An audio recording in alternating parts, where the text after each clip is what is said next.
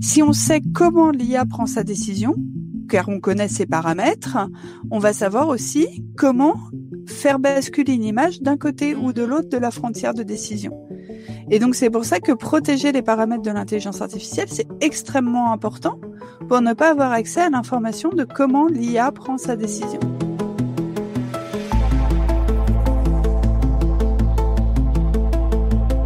Bienvenue dans le monde de la cyber. Je m'appelle Leslie Fornero et je travaille dans la cybersécurité. Avec ce podcast, je vous emmène à la découverte de ce monde à la fois merveilleux et terrifiant.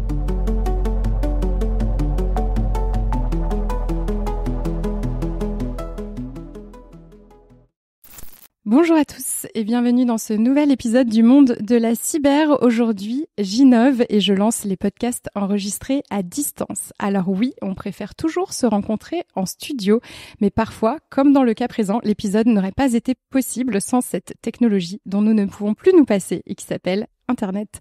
Chers auditeurs, aujourd'hui, j'ai le plaisir d'accueillir un grand nom, si ce n'est le grand nom de la sécurité de l'intelligence artificielle. Je nomme Marie Pindavoine. Marie, bonjour. Bonjour Leslie et merci pour l'invitation. Mais merci à toi d'avoir accepté cette interview. Alors pour remettre le contexte, donc je rappelle que tu es basée à Rennes et que moi je suis désormais basée à Montpellier et que c'est pour cette simple question de distance géographique décentralisée que nous avons opté pour le format à distance.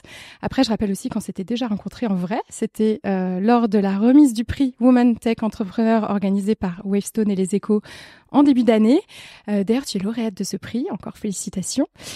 Et puis, je t'ai recontacté pour qu'on fasse un épisode ensemble sur ton sujet de prédilection, qui est donc comment sécuriser l'intelligence artificielle. C'est de ça dont on va parler aujourd'hui dans le podcast. Il faut savoir que j'ai beaucoup de demandes pour traiter les sujets de l'IA. Et c'est vrai que j'en ai parlé qu'une seule fois. C'était avec Constant Bridon, que je salue par ailleurs. C'était le 7e épisode du podcast. Donc ça fait un petit moment.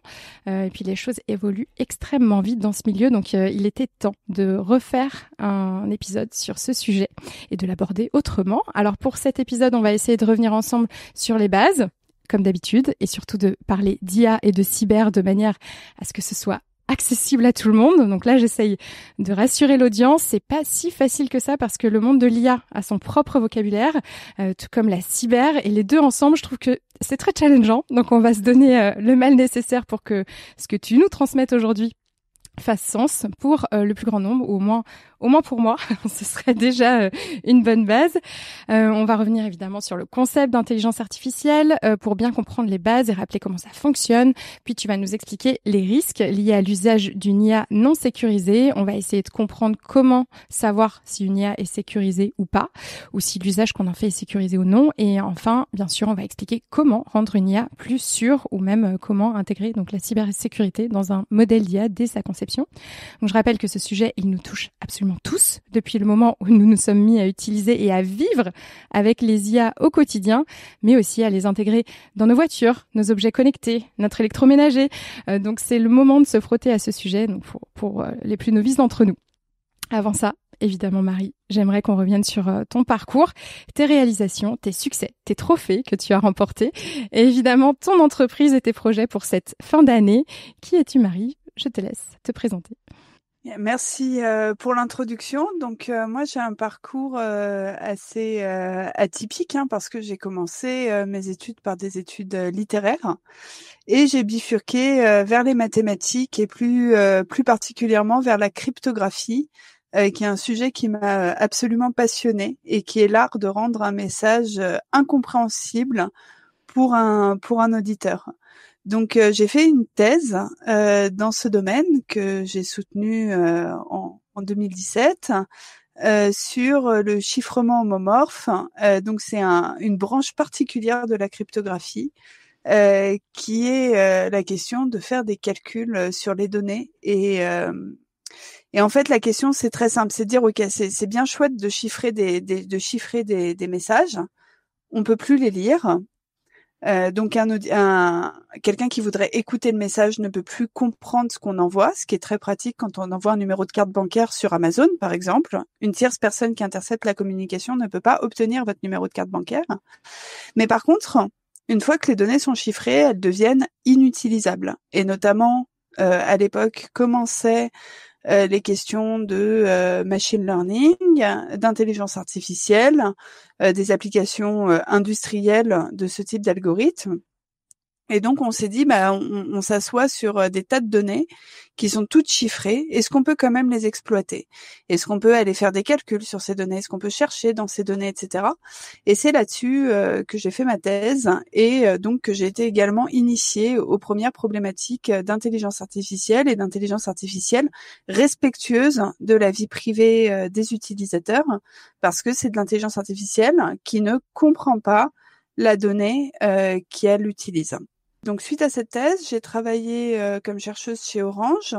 Ensuite, j'ai travaillé dans la sécurité des véhicules connectés chez Renault, Nissan, Mitsubishi, l'alliance des constructeurs automobiles. Puis, j'ai dirigé une équipe cybersécurité dans le cadre du paiement mobile, l'équipe cybersécurité de Famoco, qui est une start-up qui fait des téléphones portables sécurisés pour l'industrie civile principalement. Et c'est suite à ce parcours en industrie qui m'a permis de toucher des domaines extrêmement variés de la cybersécurité que j'ai souhaité créer ma propre entreprise pour pouvoir apporter dans le monde industriel des techniques de pointe de la recherche sur la sécurité de l'intelligence artificielle, parce que je voyais arriver une adoption massive de l'intelligence artificielle et une adoption qui va beaucoup plus vite que la sécurisation des algorithmes. Et donc, se retrouver dans une situation de dette cybersécurité. Et quand on fait de la cybersécurité, on sait que la dette cybersécurité, on n'aime pas ça. Il vaut mieux s'attaquer au sujet de la sécurité dès la conception. Et c'est comme ça que j'ai créé Skilled. Et tu as aussi remporté donc 2 trophées l'an dernier. Est-ce que tu peux nous en parler, nous dire ce que ça représente pour toi cette reconnaissance? Oui, donc j'ai remporté 2 trophées l'année dernière qui ont été émis par la communauté cybersécurité. Donc le trophée European Cyberwoman dans la catégorie entrepreneur, que tu connais très bien, parce que tu l'as remporté également dans la fonction une autre catégorie, support et la communication. Exactement. Voilà, dans une autre catégorie. Et effectivement, le prix de Wavestone Women in Tech. Pour moi, c'est extrêmement, c'est important ce genre de trophée, parce que c'est la reconnaissance du sérieux de nos travaux sur l'intelligence, la sécurité de l'intelligence artificielle. Et c'est l'aspect le plus important dans ce type de trophée. Nous avons été également finalistes du concours de start-up organisé par la European Cyber Security Organization, l'EXO. Donc, on a fait partie des 12 meilleures start-up européennes en cybersécurité sélectionnées par l'EXO. Et pour moi, c'est un vrai gage de reconnaissance du sérieux de notre démarche, du sérieux des recherches qui appuient notre produit. Et justement, est-ce que tu peux nous rappeler un petit peu ce que vous faites chez Skilled et quel est votre produit? Oui, alors chez Skilled, on s'attaque au problème de la sécurité de l'intelligence artificielle. Alors c'est un problème qui est extrêmement vaste, et aujourd'hui on n'a pas la prétention de le résoudre dans toutes ses dimensions, même si c'est notre ambition pour la suite de l'aventure. Nous nous concentrons aujourd'hui sur des questions de propriété intellectuelle des algorithmes, parce que de plus en plus, on a des algorithmes qui sont déployés directement dans des smartphones, dans des objets connectés, dans des voitures, par exemple, qui vont prendre des décisions pour nous. Et ces algorithmes, aujourd'hui, il n'y a pas de protection anti-rétro-ingénierie. C'est facile d'aller les extraire, d'aller les dupliquer. Donc, le premier impact pour l'entreprise concernée, c'est une perte d'avantages compétitifs, parce que son algorithme, qui est le fruit de sa recherche et développement, est exposé à des potentiels concurrents et donc peut être réutilisé. Mais il y a d'autres impacts qui vont concerner également les utilisateurs. En fait, une fois que quelqu'un a accès à un algorithme entièrement, avec l'ensemble de ses paramètres, il peut aller mener des attaques sur cet algorithme et lui faire prendre des mauvaises décisions. Donc typiquement, faire croire à une voiture qu'il y a un panneau stop, c'est un panneau 130 km/h. ou le contraire, qu'un panneau 130 km/h sur l'autoroute, c'est un panneau stop. Je vous laisse imaginer un peu les conséquences que ce type d'attaque peuvent avoir. Oui, et donc notre protection, c'est également une barrière contre ce type d'attaque. Et ben, tu vas nous en parler dans cet épisode. Et d'ailleurs, tu me disais que les trophées que tu avais remportés grâce à ce que tu fais dans ton entreprise, c'est des trophées cyber. Est-ce qu'il y a aussi des trophées IA ou est-ce qu'il en manque ? Ouais, il en manque. Alors ça, c'est plus des trophées qui vont être intéressants pour nous pour se faire connaître dans la communauté de l'IA, parce que moi, je suis issue du monde de la cyber et donc c'est important d'aller se faire connaître au monde de l'IA. On a été récemment identifié par le sommet Raise comme les top 100 innovateurs de l'IA, mais c'est plus difficile d'aller se faire connaître dans ce type de trophée parce que finalement, nous ne faisons pas d'IA. Nous faisons vraiment des algorithmes de sécurité qui n'utilisent pas d'intelligence artificielle. Donc finalement, tu te positionnes plus dans le monde de la cybersécurité aujourd'hui que dans le monde de l'IA ? Voilà, notre expertise est en cybersécurité et en intelligence artificielle. Nous avons dans l'équipe un docteur en intelligence artificielle. Mais évidemment, notre cible, ça reste le monde de l'IA. Très bien, merci beaucoup Marie pour cette présentation. On va rentrer un petit peu dans le cœur du sujet, reprendre les bases. Quand on parle d'intelligence artificielle, de quoi parle-t-on exactement ? Eh ben, quand on parle d'intelligence artificielle, on parle d'un algorithme qui a été entraîné sur une certaine quantité de données pour pouvoir reproduire une prédiction. Bon, en fait, il y a deux types d'intelligence artificielle. L'intelligence artificielle prédictive et l'intelligence artificielle générative. Donc, l'intelligence artificielle générative, on la connaît tous, c'est ChatGPT. On lui pose une question. Mais voilà, c'est à lui qu'on pense. Voilà. Pas que, mais bon, voilà. Donc, on lui pose une question et lui, il va générer un texte pour y répondre. Il y a d'autres algorithmes qui vont générer des images, des musiques. Nous, c'est pas encore notre principal... c'est pas encore notre principale cible en termes d'attaquants. On s'intéresse plutôt à des questions d'intelligence artificielle prédictive. Par exemple, donc un algorithme qui va voir une image pour la première fois et qui va prédire ce qu'il y a dans une image. Est-ce que c'est un chat? Est-ce que c'est un chien? Est-ce que c'est un gorille? Est-ce que c'est un panneau stop? Grosso modo. Et ben pour ça, on va donner... Comment ? On commence toujours par le chat. D'ailleurs, les premières IA ont été entraînées avec des images de chats. Ouais, mais c'est parce que c'était ce qu'il y avait le plus sur Internet. C'est ce qu'il y a le plus sur Internet. C'est vrai. Voilà, tout le monde postait des photos de son chat sur Internet, donc on avait un très beau jeu de données de chats sur Internet. Parce que, voilà, c'est le nerf de la guerre, c'est la donnée. En fait, il faut que... Donc, on prend une architecture qui est pré-remplie, si on veut, et on va l'entraîner sur un jeu de données pour lui apprendre à faire une tâche, distinguer. Donc ça aussi, c'est un jeu sur Internet à une époque, distinguer un chihuahua d'un cookie et d'un muffin. Parce que les yeux du chihuahua pour un algo, voilà, ça ressemble beaucoup. Et donc il lui faut des données parce que au début on va juste lui dire, un peu comme à un enfant, quand on lui apprend à parler, on lui dit regarde, chat, chien, chat, chien, chat, chien. Et puis un jour on a le plaisir de voir notre enfant pointer vers un chat et dire chat. Et là, on est content. Et ben, l'algorithme, c'est exactement pareil. On lui donne des données, on lui dit chat, chien, chihuahua, cookie, muffin, panneau stop. Et on espère que un jour, sur une image qu'il n'a jamais vue, il va nous donner la bonne classification. Et le un jour, ça met combien de temps pour entraîner une IA à reconnaître une image de chat ? Alors, moi je suis pas une spécialiste de l'entraînement, donc je fais pas d'IA sur des algorithmes d'image. Maintenant, c'est quand même relativement rapide si on a un bon jeu de données. C'est la qualité du jeu de données en fait qui va donner la qualité de la prédiction. Il faut des millions d'images. Voilà, il faut des milliers d'images à la fois pour entraîner l'algorithme et ensuite pour faire du test. C'est-à-dire que une fois qu'on a entraîné l'algorithme, en général, on le lâche pas dans la nature comme ça. On va le tester sur un jeu de données qu'il n'a pas connu pour s'assurer qu'il classifie correctement les choses. Et est-ce que l'IA, on l'entraîne aussi à lui dire si tu as un doute, ne fais rien ou dis-le? Ouais, alors, il y a toujours la notion de score de confiance. C'est-à-dire qu'une IA va jamais... Enfin, en fait, une IA, le résultat du calcul, ce n'est pas directement chat ou chien, c'est en général un vecteur de plusieurs classes où il va dire je suis confiant à 70% que c'est la classe 1, Mais ça pourrait éventuellement être de la classe 3, enfin donc chaque numéro de classe, hein, c'est chat, chien, panneau stop, etc. Hein, mais évidemment l'IA, enfin comme tout algorithme, parle avec des numéros. Hein. Mais voilà, donc ça pourrait éventuellement être la classe 3 à 55%, et puis pourquoi pas la classe 5 à 40%.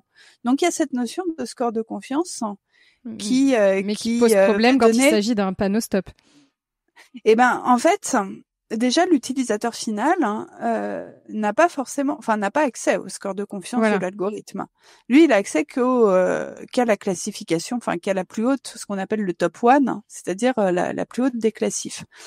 Et donc voilà, donc ça c'est un premier aspect. L'utilisateur ne sait pas, et donc l'IA en général est quand même entraînée pour retourner la classe avec le score de confiance le plus haut.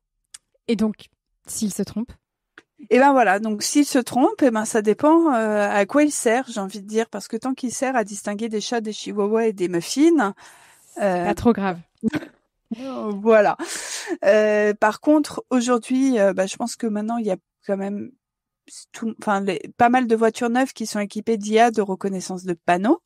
Même si l'IA ne prend pas de décision, hein, mais moi, par exemple, sur ma voiture, j'ai une petite image avec le panneau, le dernier panneau limite de vitesse que j'ai rencontré. Mmh. Et une fois sur l'autoroute, il a confondu le panneau pour sortir de l'autoroute. Une fois régulièrement sur l'autoroute. D'ailleurs, il confond le panneau pour sortir de l'autoroute avec les panneaux qui sont applicables sur l'autoroute. Donc, il me dit que la vitesse est limitée à 50 sur l'autoroute. Tant que c'est moi qui suis responsable de la vitesse de ma voiture, il n'y a pas encore de conséquences. En revanche, si on se dirige vers des voitures qui sont autonomes et donc qui vont décider de ralentir et donc de passer de 130 à 50 sur l'autoroute, là, on a besoin d'une fiabilité qui est beaucoup plus importante. On parle beaucoup d'IA qui vont être utilisées dans le médical pour aider à faire du diagnostic, parce qu'aujourd'hui, on a une pénurie de médecins, donc on aimerait bien pouvoir faire des diagnostics plus rapidement, et c'est des d'IA. Qu'est-ce qu'il faut dans ce cas-là? Enfin, voilà, est-ce qu'on va entraîner l'IA à avoir plus de faux positifs ou de faux négatifs? Il y a quand même des questions à se poser. Donc c'est parce que, enfin voilà, donc ça dépend à quoi sert l'IA en fait. Si le problème, c'est la confiance qu'on accorde à l'IA. Aujourd'hui, j'ai l'impression qu'on accorde même aux IA génératives, on leur accorde beaucoup de confiance. Souvent, on fait confiance aveuglément dans les réponses qu'on reçoit de nos IA génératives. Je me sers d'un exemple récent aussi qui était passé sur les réseaux sociaux d'une influenceuse qui avait demandé si elle avait besoin d'un visa pour aller à telle destination. Oui, et l'IA lui avait dit que non, et donc elle s'était retrouvée à l'aéroport à ne pas pouvoir monter dans son avion. Oui, mais techniquement, l'IA avait raison. Elle avait pas besoin d'un visa, mais d'un ESTA. Voilà. Mais c'est ça les limites aussi de la discussion avec une IA au lieu de parler avec un humain, c'est que l'humain aurait pu lui donner cette information et l'IA ne lui a pas donné. Voilà. Et là, on parle que de vacances annulées. Moi, récemment, j'entendais aux infos un exemple beaucoup plus grave où un ado a pris ChatGPT pour un psy. Et lui a confié des pensées suicidaires, et ChatGPT lui a dit de pas en parler à ses parents, lui a aidé à écrire sa dernière lettre, et l'histoire s'est extrêmement mal finie. Donc il y a un vrai problème de confiance. Par exemple, un autre exemple plutôt sur l'image, parce que nous c'est vraiment notre nerf de la guerre aujourd'hui. Aujourd'hui, dans les applications Google natives, il y a une qui s'appelle Safety Core.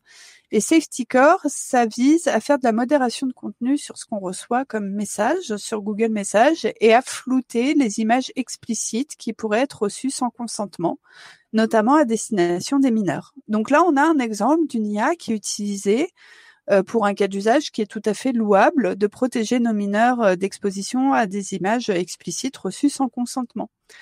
En fait, cette IA chez Skilled, nous avons réussi à l'extraire. Et une fois qu'on a réussi à l'extraire, on a réussi à créer des images qui sont filtrées par l'algorithme alors qu'il s'agit d'un coucher de soleil et qu'il n'y a aucune raison de le filtrer, ou qui ne sont pas filtrées par l'algorithme alors qu'il s'agit d'une image explicite et qu'il y aurait toutes les raisons de le filtrer. Donc, qu'est-ce que ça veut dire extraire une IA ? Extraire une IA, ça veut dire que, comme tout logiciel qui tourne directement sur un appareil, sur un téléphone portable, par exemple, on peut aller extraire la version compilée du logiciel, la décompiler, aller regarder ce qu'il y a dedans. Et là, en l'occurrence, dedans, il y avait l'IA de Google qui était disponible. C'est ce que tu disais au début de l'épisode, que les IA aujourd'hui ne sont pas protégées contre le vol. Voilà. Donc toi, tu peux te servir un petit peu de cette faille, un petit peu pour aller regarder ce qu'il y a dans les IA et pour actionner ce que tu fais dans ton entreprise. Voilà, exactement. Donc nous, dans l'entreprise, on fabrique un antivol à intelligence artificielle, un antivol qui va viser à protéger ces IA contre l'extraction, contre l'utilisation non autorisée. Parce que là, l'IA de modération de Google, déjà, on pourrait imaginer qu'un autre service de messaging voudrait faire un IA de modération, mais au lieu d'aller entraîner une IA et de mettre du budget, ils vont aller coller l'IA du voisin. Je veux dire, okay. On ne copie-colle pas que les résultats des IA, on copie-colle aussi les IA.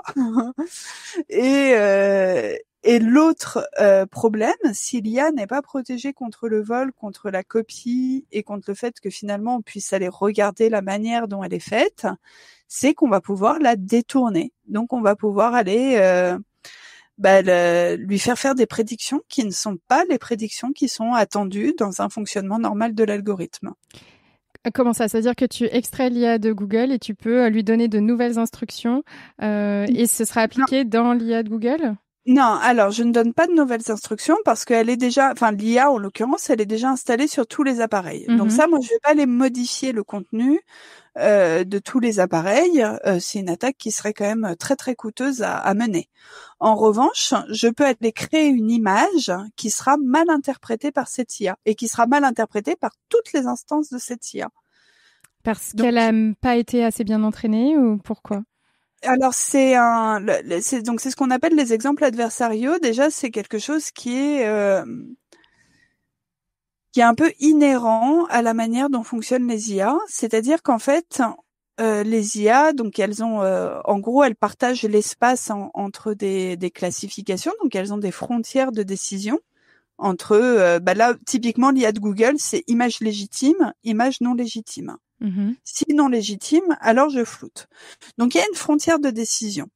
Et cette frontière de décision, elle s'appuie sur des caractéristiques de l'image en fait, donc du signal de l'image.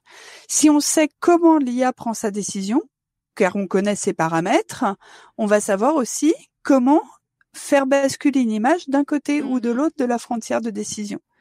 Et donc, c'est pour ça que protéger les paramètres de l'intelligence artificielle, c'est extrêmement important pour ne pas avoir accès à l'information de comment l'IA prend sa décision. D'accord, je comprends mieux. Donc, voilà, là, par exemple, donc là, on parle de modération de contenu légitime, contenu non légitime. Donc, on peut aussi parler de voitures. Donc là, on a des articles sur le blog où on a notre chercheur en IA qui se balade avec un petit papier qu'on a imprimé qui contient du signal qui est interprété par l'IA comme étant un panneau stop. Donc il se balade comme ça et puis si on prend une photo de lui, l'IA, elle pense que c'est un panneau stop. Donc n'importe qui peut se mettre dans la rue avec son petit panneau et aller créer un petit accident sur la route. C'est ça. Alors pas aujourd'hui, les voitures ne prennent pas de décision en France, en tout cas liées à l'IA, mais c'est un scénario qu'on peut imaginer. On se dirige tout de même vers ce type de voiture pour le futur.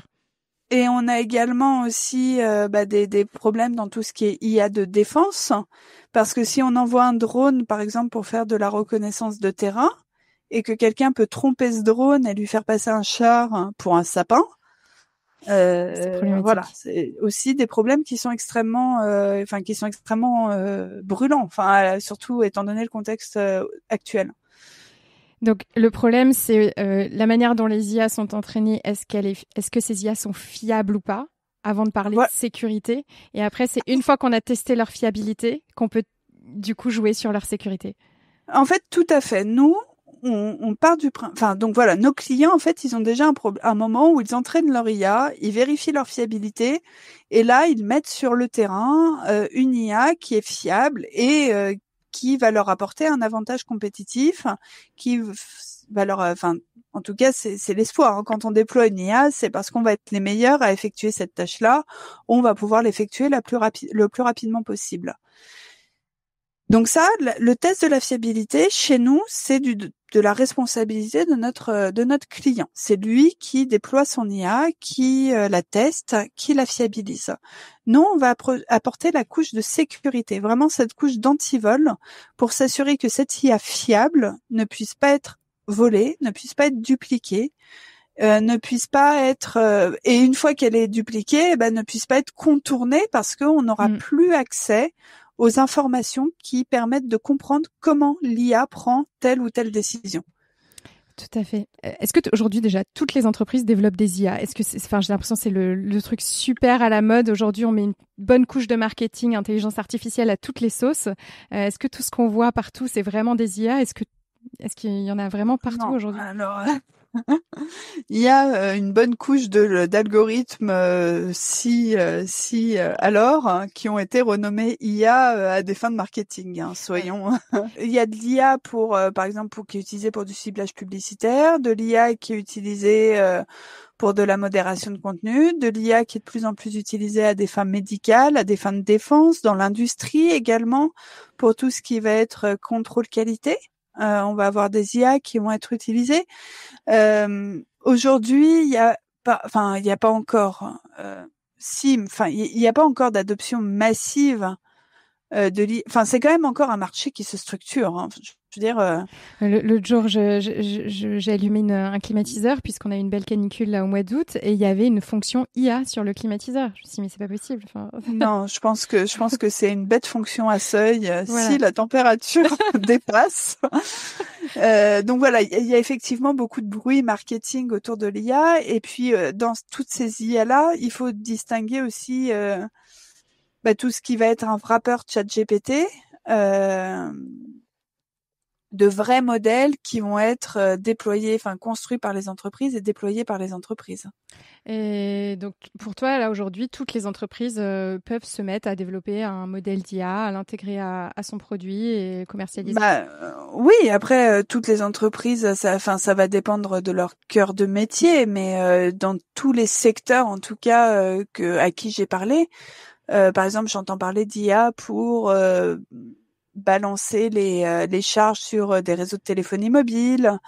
Donc oui, dans tous les secteurs, il y a de l'IA qui est intégrée à des fins de performance. Et comment pour l'utilisateur, du coup, d'un point de vue utilisateur, comment on sait si cette IA est bien développée, qu'elle a été bien entraînée, qu'elle est fiable et qu'on peut lui faire confiance? Est-ce que c'est quelque chose est-ce qu'il y a un petit tampon, une petite mention, ou est-ce que c'est quelque chose qui est pas encore régulé du tout? Alors aujourd'hui, va y avoir l'arrivée de l'AI Act qui va quand même mettre un peu d'ordre dans tout ça.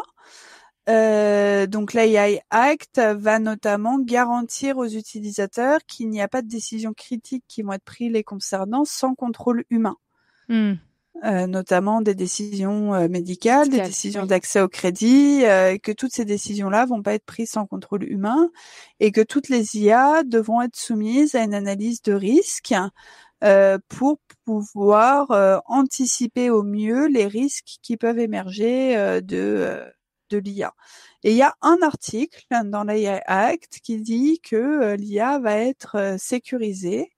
On attend encore de voir ce qu'ils vont, ce qui va être mis sous ce terme-là, parce que c'est un terme extrêmement vaste.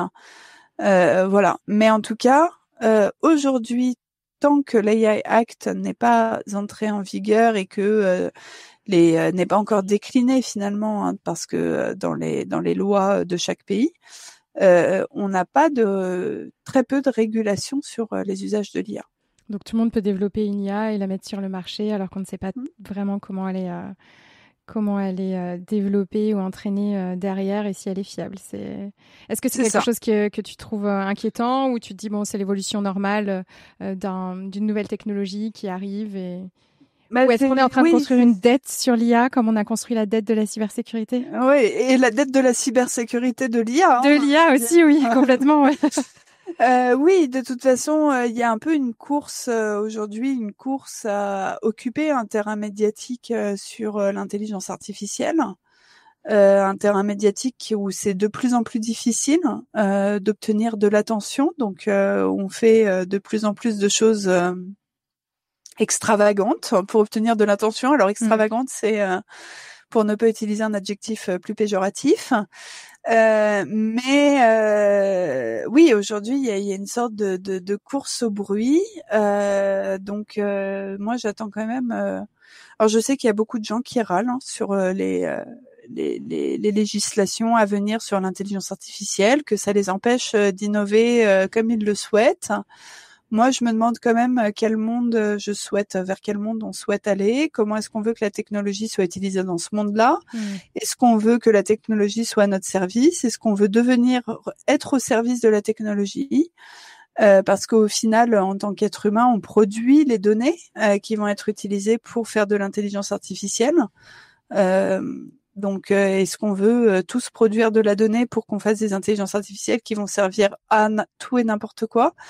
Je pense que c'est important de prendre le temps, en tout cas, de se poser en dehors du débat technologique, de ce qui est possible ou pas de faire techniquement avec de l'intelligence artificielle, de faire intervenir d'autres voix issues plus des sciences humaines dans ce dialogue-là, pour savoir ce qu'on veut en faire et quel monde on veut créer, parce que l'IA peut servir, comme technologie, elle peut servir à tout et n'importe quoi. Donc, elle peut servir à détecter des cancers plus rapidement, ou elle peut servir à faire de la surveillance de masse. Mais même les attaques que j'évoquais juste là. Donc, moi, j'ai évoqué des attaques en disant, c'est des attaques dangereuses. Elles vont permettre de faire passer du matériel explicite sur des téléphones portables de mineurs. On veut éviter ça. Mais exactement la même technologie d'ajouter du bruit à une image ou à un fichier audio, ça peut aussi permettre d'entraîner des IA génératives sur des fichiers qui sont produits par des artistes et donc de leur permettre de respecter les droits d'auteur. Voilà, une technologie, ça permet de faire tout et n'importe quoi, et c'est important d'avoir un débat public qui soit constructif, avec plusieurs voix. Pas que des voix issues de la technique, d'ailleurs. Je pense que c'est important d'avoir des voix également issues des sciences humaines pour savoir où est-ce qu'on va aller en tant que société avec cette nouvelle technologie. Et on n'a pas parlé encore de la dimension éthique de l'intelligence artificielle. Est-ce que tu peux nous parler un petit peu de ce qui peut poser problème sur ce sujet-là ? Alors, je peux, mais alors il y a énormément de choses de toute façon. Donc il y a déjà la pression sur des terres rares, sur des minéraux rares, parce qu'on va fabriquer des nouveaux composants pour pouvoir exécuter ces algorithmes de manière plus en plus efficace. Donc des pressions sur des minéraux rares qui créent des conflits géopolitiques dont on entend finalement assez peu parler, au Congo notamment. Du travail des enfants, donc voilà, quand on achète un téléphone portable ou un GPU, il faut quand même savoir d'où il est issu.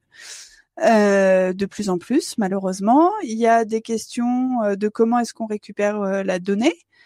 Typiquement, le respect des droits d'auteur sur les données. Il y a eu cette vague d'images des studios Ghibli qui était quand même extrêmement irrespectueuse du travail des studios Ghibli, et c'est bien dommage quand on connaît la position d'Hayao Miyazaki sur ce type d'image générée par intelligence artificielle. Donc il y a la question on va entraîner des données, mais il faut que ces données soient produites, donc il y a un droit d'auteur sur ces données. Et pour l'instant, il y a très peu de régulation sur le respect de ce droit d'auteur. Il y a la question de ce qu'on va faire avec cette IA. Donc, est-ce qu'on va faire des IA qui ont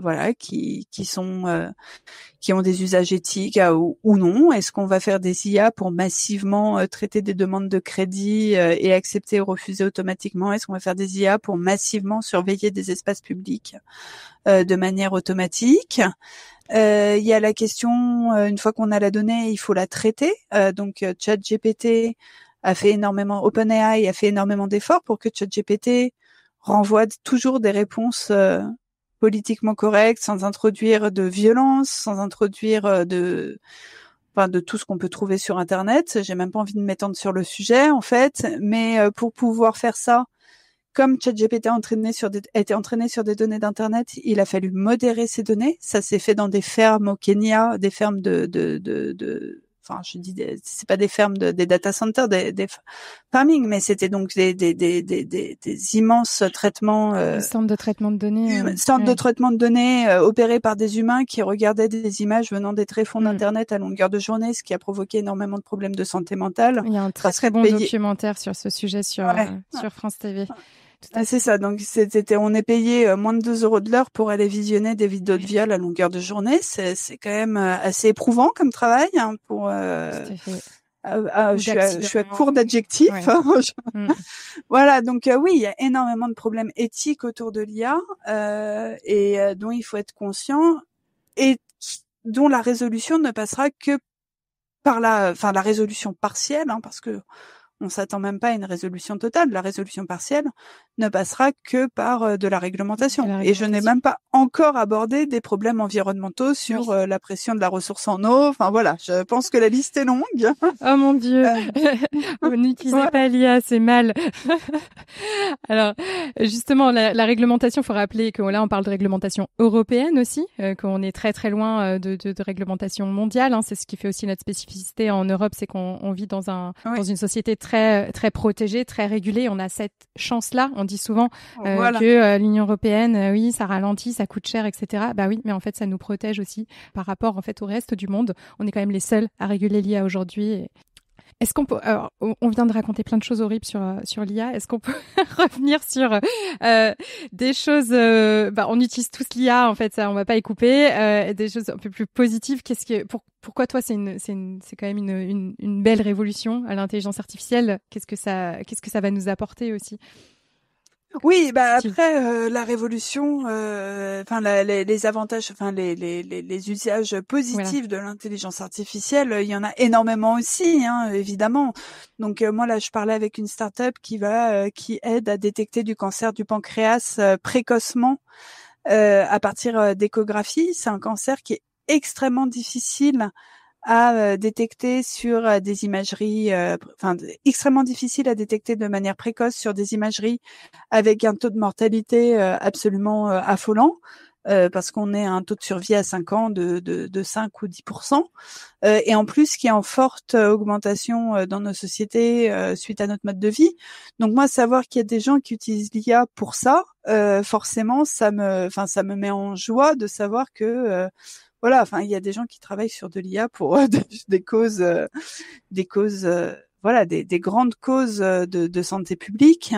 Il y a l'IA qui va être utilisée, donc dans le domaine médical forcément, dans le domaine de la défense également. De toute façon, on est dans un contexte géopolitique incertain, donc avoir de l'intelligence artificielle qui peut être utilisée pour renforcer notre position face à ces incertitudes et nos défenses face aux agressions extérieures, c'est quand même un usage extrêmement positif également de l'intelligence artificielle. Même pour, moi, il y a pas longtemps, c'est un usage alors un peu stupide, certes, mais enfin moi j'ai trouvé extrêmement intéressant. J'ai demandé à ChatGPT de me faire un menu de saison pendant 1 mois sur le mois de septembre pour 4 personnes. Il y a un gain de productivité personnelle, on va dire, qui est extrêmement important. Donc maintenant, ça va faire partie de nos vies. Il faut apprendre à vivre avec. Il faut apprendre à l'utiliser aussi. Il faut apprendre à l'utiliser. Moi, j'entendais une émission récemment qui faisait intervenir des professeurs sur l'intelligence artificielle à l'école. Et il y en a un qui a dit, bah oui, ok, les élèves font leur travail avec ChatGPT, mais ça aussi résout des inégalités parce qu'il y a toujours eu des élèves qui se sont fait aider par leurs parents avec une forte inégalité sociale et que bien utilisé, ChatGPT peut aussi résoudre une partie de ces inégalités sociales à la maison. Tout à fait. Donc il y a pas que, il y a aussi extrêmement des choses extrêmement positives sur l'arrivée de ces IA. Il va falloir apprendre à les utiliser, apprendre à vivre avec, apprendre à connaître leurs limitations et évidemment les sécuriser. Et c'est ça qui m'intéresse dans ce que je fais aujourd'hui et pourquoi j'ai créé cette entreprise. C'est parce que j'ai vu un défi immense en fait ce qu'on est capable de faire en recherche académique, sur les applications industrielles de cette recherche académique. Et c'est là où je me suis dit qu'il y avait quelque chose à faire. Et alors, est-ce que tu peux nous donner quelques conseils sur, enfin, si tu avais tes conseils à toi, sur l'usage de l'IA, d'une IA sécurisé, on va dire. Pour Internet, il faut savoir qu'aujourd'hui, on a quelques réflexes, mais même si c'est un peu fouillis encore pour certains, on sait qu'il y a le petit cadenas sur le site Internet, par exemple. On sait qu'il faut pas cliquer sur un lien dans un mail qu'on a reçu par soi-disant notre banque et communiquer nos identifiants. On sait aussi qu'il faut pas donner ses codes de carte bleue pour planifier une livraison. Enfin, tout le monde n'est pas encore au clair sur ça, mais on va continuer de le répéter. Est-ce qu'il y a aussi des réflexes comme ça qu'il faut avoir dans l'utilisation de l'IA?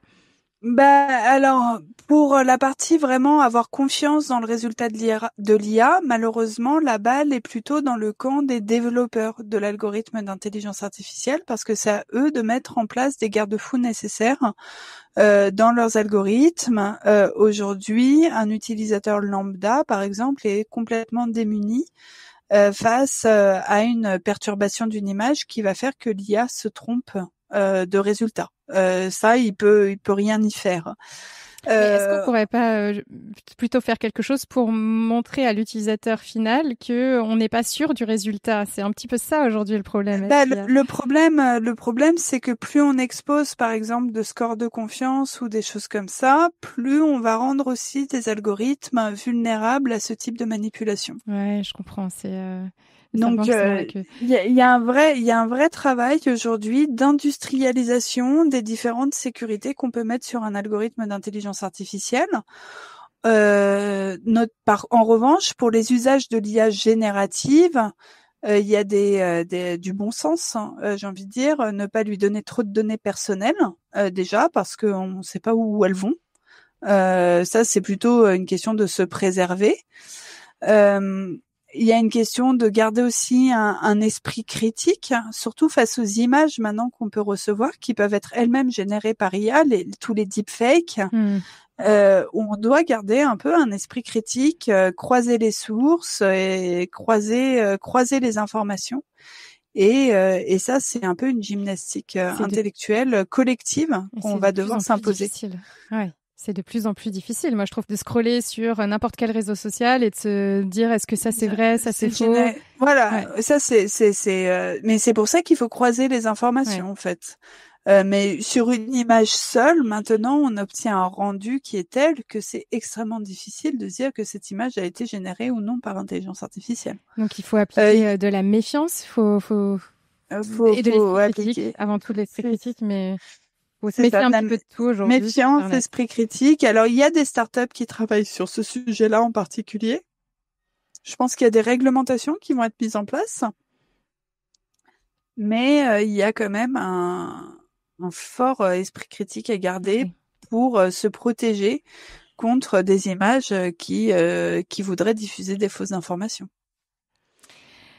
D'autres conseils à donner à nos auditeurs dans l'utilisation de l'IA ? Après, non, là, c'est quand même principalement, je pense, les deux conseils. Garder une distance par rapport aux résultats. ChatGPT, c'est formidable, certes, mais enfin, ça réfléchit pas tout à fait comme un être humain, donc toujours croiser les sources. Ou alors, j'ai envie de dire, ça réfléchit un petit peu comme un être humain qui, lui aussi, peut se tromper. Voilà, c'est ça. Voilà. Exactement. Voilà, c'est quelque chose qu'il faut garder à l'esprit. C'est pas parce que la réponse arrive imprimée sur l'ordinateur qu'elle est correcte, quoi. Et c'est là où il faut garder une certaine distance par rapport à ces outils et se protéger vis-à-vis des données personnelles qu'on envoie, parce que ces données personnelles vont dans des entreprises américaines qui ont déjà énormément d'informations sur nous, et on ne sait pas, enfin on sait ce qu'elles pourraient en faire, hein, il suffit de regarder certains scandales aux États-Unis, et donc il faut quand même se protéger vis-à-vis de ça. Il y a une certaine prise de conscience à avoir sur ces sujets. Et pour une entreprise qui veut développer son IA, un conseil à lui donner pour se lancer ? Contactez-nous voilà. Pour la sécuriser. Magnifique, merci Marie. Alors pour conclure cet épisode, j'avais quand même une petite question pour finir. Est-ce que après l'IA, ce sera le quantique, la prochaine grande révolution? Toi qui travailles dans la cryptographie à la base. Oui, alors c'est une révolution qui va être peut-être un peu plus silencieuse, ou un peu moins grand public, mais effectivement, ça va apporter énormément de défis pour la sécurisation de nos communications sur Internet, notamment parce que beaucoup d'algorithmes qu'on utilise aujourd'hui, par exemple pour éviter par exemple pour protéger notre numéro de carte bleue quand on paye en sur ligne. Amazon. Voilà, Amazon, hein, pour revenir au début, deviendront vulnérables lors de l'avènement de l'ordinateur quantique. Et donc là, c'est mes amis cryptographes qui travaillent extrêmement dur pour développer la prochaine génération d'algorithmes cryptographiques qui seront résistantes aux ordinateurs quantiques et qui pourront nous permettre de continuer d'utiliser Internet en toute sérénité. Eh bien, ceci fera l'objet d'un prochain épisode. Qui est-ce que je devrais recevoir sur ce sujet, à ton avis, au micro du podcast ?